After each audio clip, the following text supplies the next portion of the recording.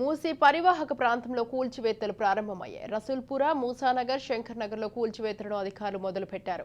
అయితే కూల్చివేతల నేపథ్యంలో ఇళ్లకు ఉన్న ఐరన్, వివిధ రకాల సామాగ్రిని నిర్వాసితులు తీసుకెళ్తున్నారు. మరోవైపు ఇప్పటికే డబుల్ బెడ్రూమ్ ఇల్లు కేటాయించి నిర్వాసితులను తరలించడం జరిగింది.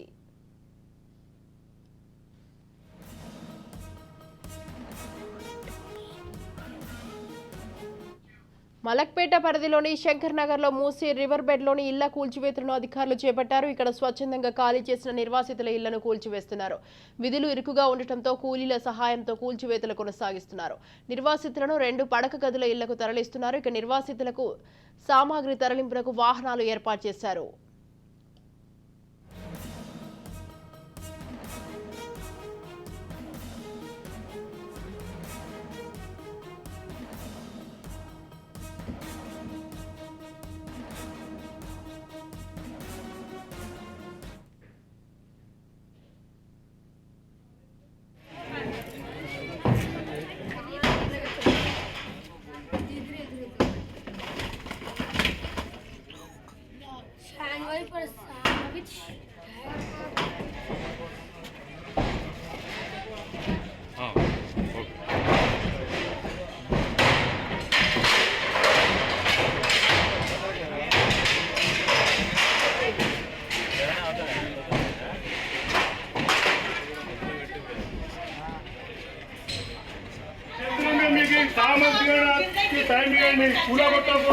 అధికారులు చెప్తారు.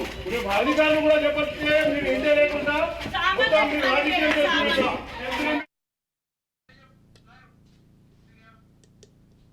రైట్. ఈ విషయంపై మరింత సమాచారాన్ని మా ప్రతినిధి తేజ లైవ్ లో ఉన్నారు. తేజ, మూసీ పరివాహక ప్రాంతాల్లో అయితే కూల్చివేతలు ప్రారంభం కావడం జరిగింది. దీనికి సంబంధించి మీ దగ్గర ఉన్న అప్డేట్స్ ఏంటి?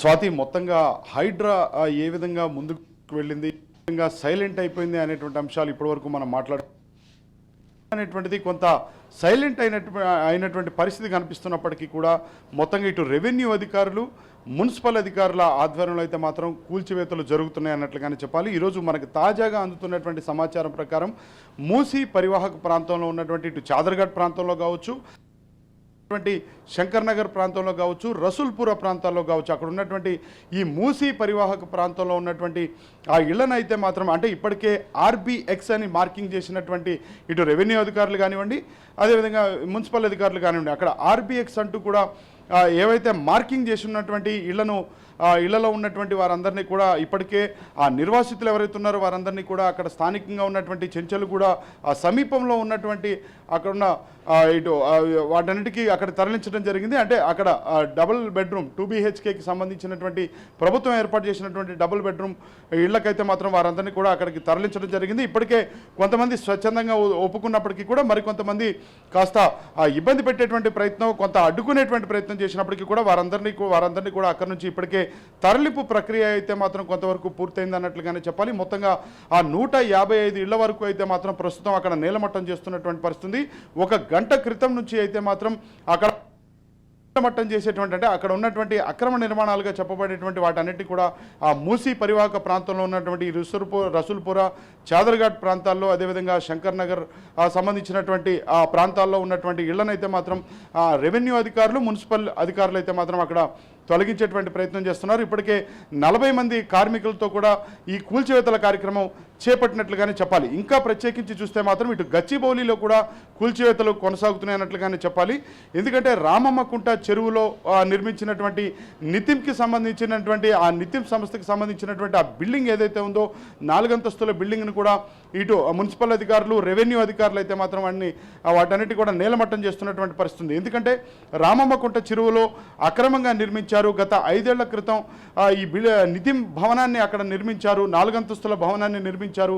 ఇది దీనివల్ల పర్యావరణానికి చాలా ఎఫెక్ట్ అవుతుంది అంటూ కూడా కొంతమంది అక్కడ ఉన్నటువంటి స్థానికులు కావచ్చు, అదేవిధంగా కొంతమంది పర్యావరణానికి సంబంధించినటువంటి వేత్తలు కావచ్చు, వారంతా కూడా హైకోర్టును ఆశ్రయించినటువంటి పరిస్థితి కనపడింది. మొత్తంగా హైకోర్టు అయితే మాత్రం పూర్తి స్థాయిలో నేలమట్టం చేయాల్సిందిగా రెవెన్యూ అధికారులకు ఆర్డర్స్ ఇచ్చినటువంటి నేపథ్యంలో హైకోర్టు ఆదేశాల అనుసారం అయితే మాత్రం రెవెన్యూ అధికారులు అయితే కూల్చివేతల ప్రక్రియ ప్రారంభించినట్లుగానే తెలుస్తుంది. సో మొత్తంగా ఇక్కడ చూస్తే మాత్రం హైడ్రా అనేటువంటిది కాస్త సైలెంట్ అయినప్పటికీ కూడా రెవెన్యూ అధికారులు మున్సిపల్ అధికారులు అయితే మాత్రం అక్కడ ఉన్నటువంటి అంటే ఏవైతే ఇటు చెరువుల్లో కావచ్చు, కుంటల్లో కావచ్చు, బఫర్ జోన్లో కావచ్చు, లేదంటే మూసీ పరివాహక ప్రాంతంలో ఉన్నటువంటి అక్రమంగా నిర్మించిన ఇళ్ళు ఏవైతే ఉన్నాయో వాటన్నిటి కూడా ఇటు రెవెన్యూ అధికారులు అటు మున్సిపల్ అధికారులు వాటన్నిటి కూడా నేలమట్టం చేసుకుంటూ ఈ కూల్చివేతల ప్రక్రియ అనేటువంటిది కొనసాగిస్తున్నారు అన్నట్లుగానే మనం చెప్పాలి. స్వాతి.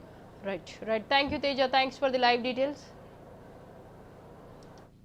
అధికారులు కూడా చెప్పొచ్చు, మీరు ఇండియా